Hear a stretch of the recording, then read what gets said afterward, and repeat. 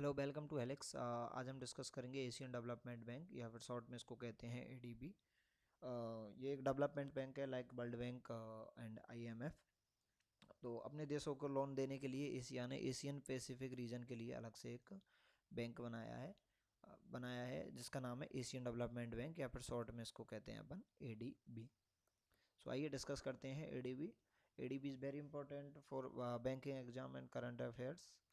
सो discuss करते हैं ADB, Asian development bank. तो एशियन डेवलपमेंट बैंक का जो आइडिया है फॉर्मेशन का, वो कंसीव हुआ था 1960 में। 1960 में इसका एक आइडिया आया था। मिशन था इसका fight poverty in Asia and the Pacific region.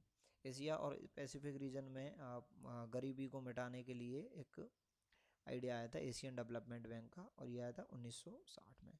और रेजोल्यूशन पास हुआ था इस बैंक का 1963 में। Set the vision of the way to becoming reality. जो आइडिया था 1960 में आया था, वो 1963 में रिजोल्यूशन पास हुआ था। और एक एशियन डेवलपमेंट बैंक एक ऐसा बैंक बनाने का जो काम जो है वो पूरा हुआ था। इंडिया ने ज्वाइन किया था एडीबी को 1966 में। ये काफ़ी इम्पोर्टेंट है।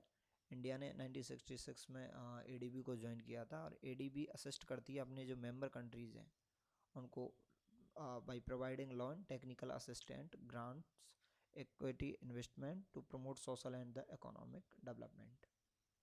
ये इसके मेन फंक्शंस हैं पूरे के पूरे बैंक के। एशिया पैसिफिक रीजन का बैंक है, जैसा कि इसके नाम में ही है, एशिया पैसिफिक रीजन का मतलब, ठीक है। और ये फॉर्म हुआ था 22 अगस्त 1966 को। उस टाइम इसके जो मेंबर थे वो 31 मेंबर थे, और इंडिया ने 1966 में ही इसको ज्वाइन किया था। इसका मतलब इंडिया जो है इसका फाउंडर मेंबर था।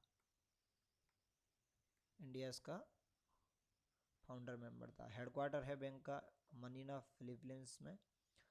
मेंबर हैं इसके प्रेजेंट में 68, 49 और 19। 49 है एशियन और पैसिफिक रीजन के, और 19 जो है वो नॉन एशियन रीजन के हैं, ठीक है।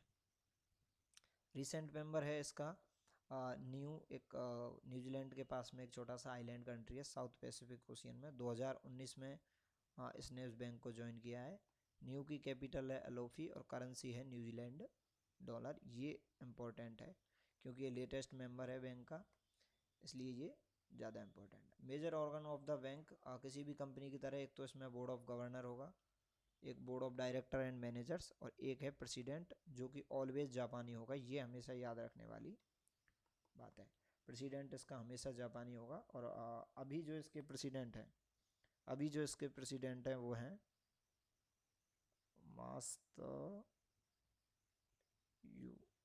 मास्तगु अशिकावा।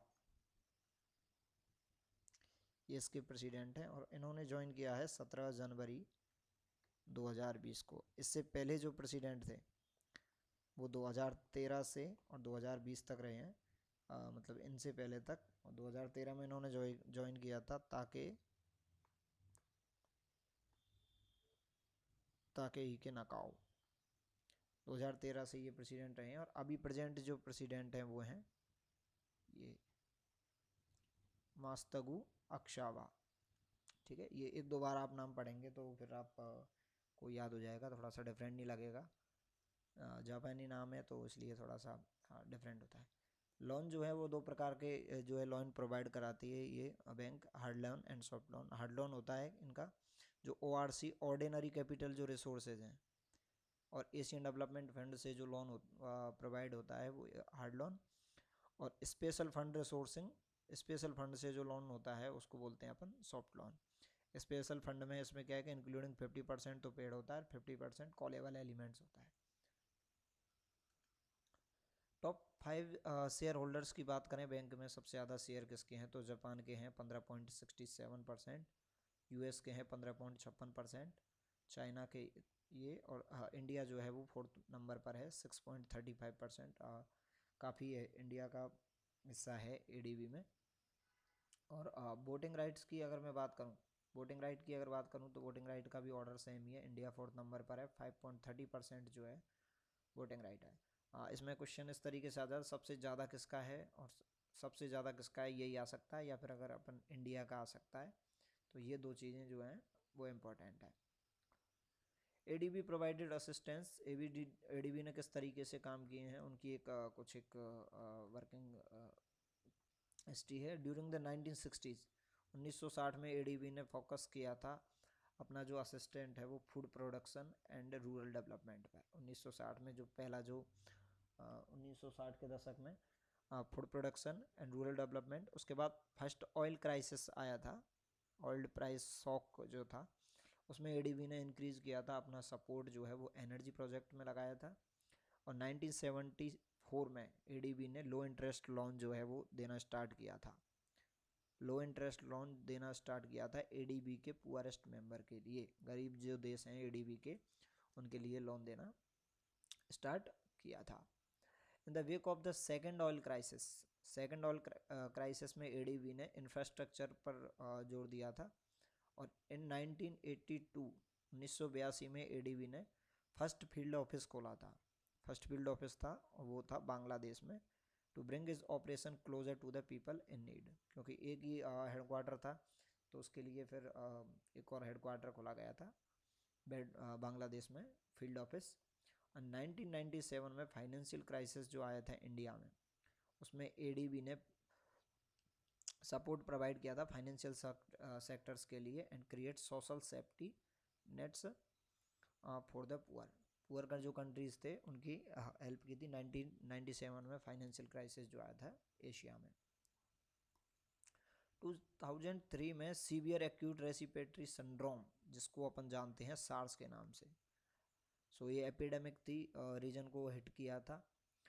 एडीबी ने प्रोवाइड किया था support national and regional level पर, हेल्प द कंट्रीज, सारे देशों को इसकी हेल्प की थी। और ADB also help India, Indonesia, Maldives and Sri Lanka when there were hit by the December 2004 in Asian tsunami. Asia में, एशियन रीजन में जब सुनामी आई थी 2004 में, तो एडीबी ने $850 बिलियन का जो है वो लोन दिया था रिकवरी के लिए, सुनामी से रिकवरी करने के लिए। ठीक है, सो ये एशियन डेवलपमेंट बैंक का कुछ एक हिस्सा है। मोस्ट इम्पॉर्टेंट जो फैक्ट्स थे वो मैंने आपको बताए। और एडीबी जो है वो इम्पोर्टेंट है। एडीबी से जैसे कि बुलेट ट्रेन का जो प्रोजेक्ट है, बुलेट प्रोजेक्ट है, उसके लिए लोन लिया है। एनएचएआई ने काफ़ी बार लोन लिया है, national highway authority of India जो है, रोड और डेवलपमेंट इंफ्रास्ट्रक्चर के लिए। तो जब भी लोन लेते हैं तो वो करंट अफेयर की दृष्टि से इम्पोर्टेंट होता है, बाकी स्टैटिक की दृष्टि से इतना सा ही इम्पोर्टेंट है एशियन डेवलपमेंट बैंक में। बहुत ही इम्पोर्टेंट है एग्जाम की दृष्टि से Asian development bank. Thanks for watching, like and subscribe channel helix.